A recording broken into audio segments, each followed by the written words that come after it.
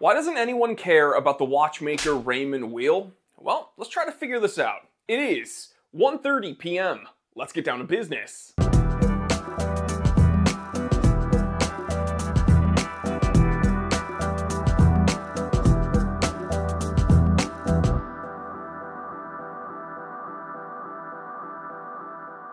Okay, so Raymond Weil, Raymond Weil, Raymond Weil, I've heard it all, but not from a lot of people. Because the truth is, a lot of people don't really talk about this watchmaker or even know they exist. And personally, I think there are 5 reasons for this. Number 1, they're not just a relatively young company, they are a very young company by any metric. Raymond Weil was established in 1976. To put that in perspective, all the very old watchmakers were currently going through a huge shift during that era when Raymond Weil just popped up. That was the quartz crisis. So what I'm saying is there were a bunch of very, very old established Swiss watchmakers that had a large, track record of making impressive timepieces that were freaking out during this era, and Raymond Weil decided that that would be the time they would pop up.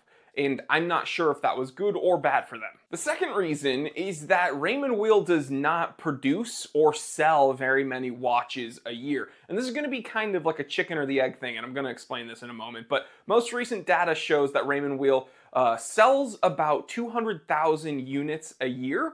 And that's not great for your popularity or brand equity if you're trying to compete with watchmakers that have, a much longer history and that have a much larger name and more brand equity. Now, I understand that you gotta start somewhere, and you're not going to become popular without selling a lot more watches, and you're not going to sell a lot more watches without being popular. So I get it, it's kind of the cyclical thing. But what I'm trying to say is they're not a hugely popular brand when it comes to production or purchase. The third reason I do not think they're very popular is that the majority of their catalog is above 40 millimeters. And I get it, I'm a bigger dude, I have just over 7.5-inch wrists.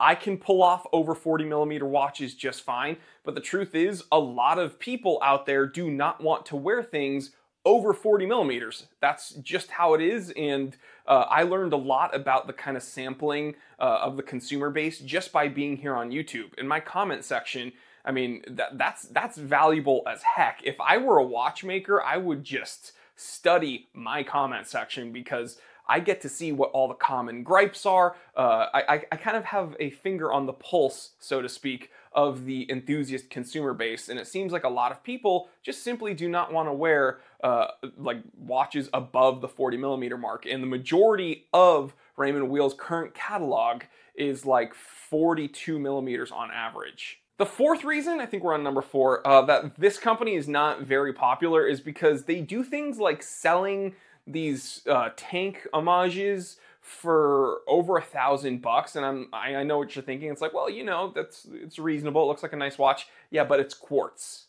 It's a quartz tank homage for like $1,100. If you wanted a quartz tank homage, just get a Seiko Sup 880 for like $250 or however much it costs now. And the fifth and final reason I think this watchmaker is not popular whatsoever is because their watches range from having not really a unique design language to speak of. Like, they're kind of, okay, we see some like rectangular tank homages, and then we see some kind of bland dive sporty watches that have like a Pepsi bezel, and then there's a two-tone, and then it's like, okay, I get it. These are kind of like, I guess, Rolex-y inspired, just boring, all the way to watches that are much more unique, and then those are just ugly.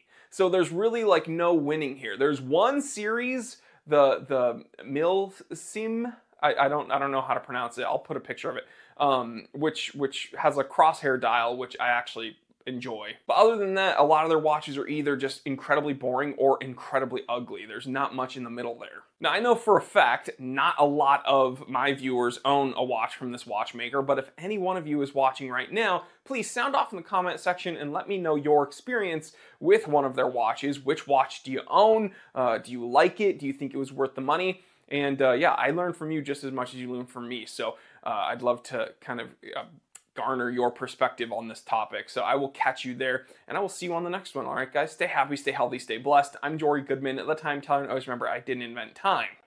I just tell it.